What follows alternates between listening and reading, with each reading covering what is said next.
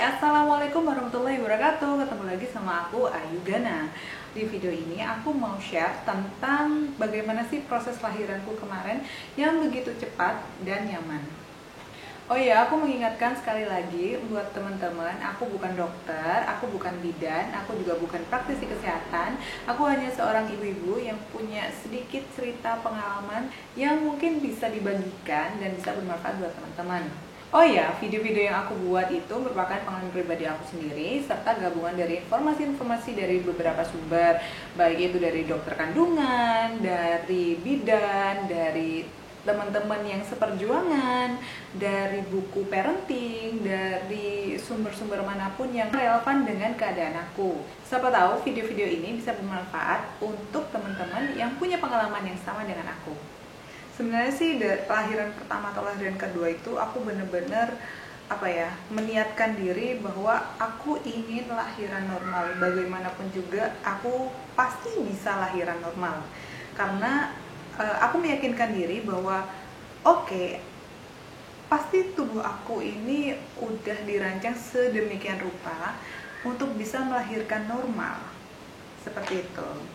Jadi bagaimanapun juga aku harus mengusahakan diriku, meniatkan diriku, mengafirmasi diriku sendiri bahwa aku bisa lahiran normal. Alhamdulillah dengan doa juga dikabulkan juga sama Allah bahwa aku diizinkan untuk bisa lahiran normal kembali. Aku bisa lahir lebih cepat dibandingkan kelahiran persalinan anak pertama aku. Memang sih katanya kan kalau anak kedua dan selanjutnya itu lebih cepat prosesnya. Jadi nggak serta-merta aku lahiran cepat gitu aja karena lahiran anak kedua dan segala macam, tapi karena ada yang aku usahakan dan aku yakin bahwa usaha yang aku lakukan itu tidak akan mengkhianati hasilnya. Jadi waktu anak pertama aku masuk rumah sakit itu jam 6 sore, itu dicek masih pembukaan 2, tapi kemudian 3 jam kemudian jam 9 pas itu aku melahirkan. Nah untuk anak kedua ini jam 12 malam itu aku memutuskan untuk ya sudahlah pergi ke rumah sakit. Kemudian jam setengah 1 sampai sana dicek segala macam, ternyata masih pembukaan 2 dan bidan memperkirakan bahwa aku akan lahir jam 6 sampai jam 8 pagi gitulah. Nah jadi aku disuruh pulang. Oke lah, sekitar jam 1 lewat aku balik lagi pulang. Ternyata saat di jalan pulang itu kontraksinya itu semakin semakin hebat gitu loh. Aku merasa semakin hebat. Nah sampai di rumah kok rasa sakitnya itu malah kayak ingin mengejar gitu. Jadi sampai rumah itu sekitar jam hampir setengah 2. Itu aku mutusin jam 2 aku bakal balik lagi aja deh kalau sakitnya terus kayak gini. Ternyata jam setengah 2 lewat seperempat itu aku udah gak tahan lagi, aku pengen mengejar. Sensasi ingin mengejar itu gede banget gitu. Jadi sampai aku mau ngomong sesuatu tuh gak bisa karena ya aku ingin mengejar tapi aku gak tahu itu pembukaan berapa. Dan aku harus sampai rumah sakit dulu untuk melahirkan gitu. Perjalanan ke sana cukup singkat ya karena ngebut banget dan itu kebetulan juga malam. Pada saat di tengah jalan itu ketuban aku pecah di mobil. Sampai di rumah sakit aku dikasih kursi roda sampai ke ruang bersalin. Aku dari kursi roda dipindahkan ke kasur bersalinnya itu. Ternyata pada saat aku ngangkat kaki dia lahir. Aku bilang kepala gitu dan itu belum selesai pakai sarung tangan dengan benar, baru 1 sarung tangan gitu. Ternyata aku udah bisa ngeluarin sendiri gitu. Kemudian ya sisanya tinggal dibersihin sama bidan lah ya. Jadi dengan lahiran anak kedua aku dengan waktu yang cepat dan ada beberapa hal-hal yang aku lakukan dan itu sangat worth it banget. Nah apa aja? Simak terus video ini ya. Jadi aku mau cerita dulu selama kehamilan apa yang aku lakukan adalah itu harus punya keyakinan yang kuat aku bisa lahiran normal dan cepat. Setelah aku tahu hamil, aku mengusahakan tetap aktif bergerak. Terlebih lagi Karena aku tahu jalan kaki itu adalah salah satu olahraga yang paling ringan dan paling mudah untuk dilakukan ibu hamil. Kalau kita jalan kaki dari awal kehamilan sampai ke akhir kehamilan gitu kan, nah itu memperbesar peluang kita untuk bisa lahiran normal. Karena apa ya, otot-otot di panggul kaki ini sudah terlatih dari awal gitu, jadi nggak kaku. Nah itu aku sempatkan pagi atau sore itu aku jalan kaki. Nah di anak pertama aku atau anak kedua aku tetap melakukan senam hamil dari trimester awal sama trimester akhir.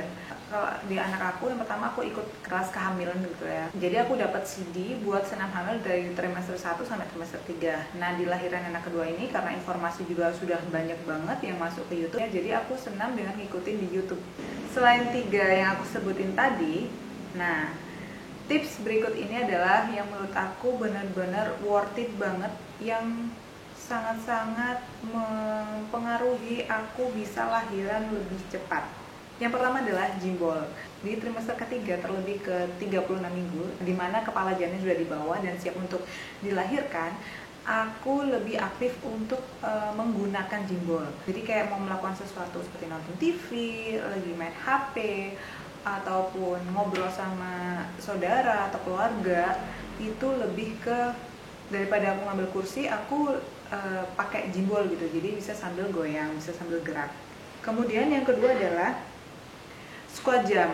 Nggak tahu kenapa ya, tapi aku ngerasa bahwa squat jump ini bener-bener sangat berpengaruh dan worth it gitu loh. Dan dia juga tidak perlu menggunakan alat, tidak perlu menyediakan waktu khusus gitu. Dimanapun, kapanpun kita bisa ngelakuinnya gitu. Jadi perlu diperhatikan juga bahwa kalau misal kalian di trimester ketiga dan memang kepala janin itu mau masuk ke panggul, nah itu ada perbedaannya, dimana kaki itu harus lebih lebar dari bahu seperti ini anggap aja kaki, dan kita bisa berpegangan sama kursi, sama tempat tidur, sama tembok, apa aja yang bisa berpegangan. Sedangkan kalau kita sudah masuk 36 minggu, sudah siap untuk melahirkan gitu kan ya, kepala janin sudah masuk panggul dan ingin lebih masuk lagi sampai ke dasar panggul, nah itu kakinya harus sejajar. Squat jump ini aku lakukan sama seperti petunjuknya, yaitu sehari paling enggak 25 kali squat jump dan dibagi-bagi. Jadi dibagi-baginya itu setiap habis sholat 5 waktu gitu kan. Jadi habis subuh kita squat jump 5 kali, duhur, asar, maghrib, isya kayak gitu, dan itu sangat mudah banget. Nah aku tahu informasi squat jump ini aku taruh linknya di atas ini. Nah tips berikutnya adalah afirmasi positif. Mau lahiran anak pertama, mau lahiran anak kedua, alhamdulillah dengan izin Allah aku bisa bisa dikabulkan apapun yang kalimat-kalimat positif yang aku afirmasikan untuk anak aku. Misal nih di anak pertama aku, nak lahiran waktu ada omnya datang ya. Nah benar, anak aku lahir saat om-omnya itu pada datang, adik-adik aku pada datang. Di lahiran anak kedua aku ini, nah nanti kalau lahir waktu Abi ada ya gitu, waktu Abi datang gitu. Terus ternyata benar anak aku lahir pada saat Abinya datang. Kemudian dek nanti lahirannya langsung brojol aja ya, jadi nggak usah lama-lama. Dan bener kan, proses lahirannya itu sangat cepat dan sampai rumah sakit udah brojol gitu. Pada saat hari dimana aku lahiran itu, aku memang sempat pergi untuk jenguk keponakanku yang ada di rumah sakit. Aku bilang sebelum berangkat, dek nanti pulang dari kita jalan-jalan lahir ya. Dan bener, habis dari jalan-jalan itu emang kontraksinya datang. Kemudian suami aku juga bilang, jangan hari ini karena capek habis jalan-jalan ya, besok aja. Dan itu bener, dia lahir di hari esoknya dini hari, jam 2 dini hari gitu. Jadi kayak wow, semuanya bener-bener afirmasi positif yang kita sampaikan, yang kita omongkan ke dia buat bisa kerjasama itu bener-bener kayak terkabul gitu. Tips terakhir adalah induksi alami.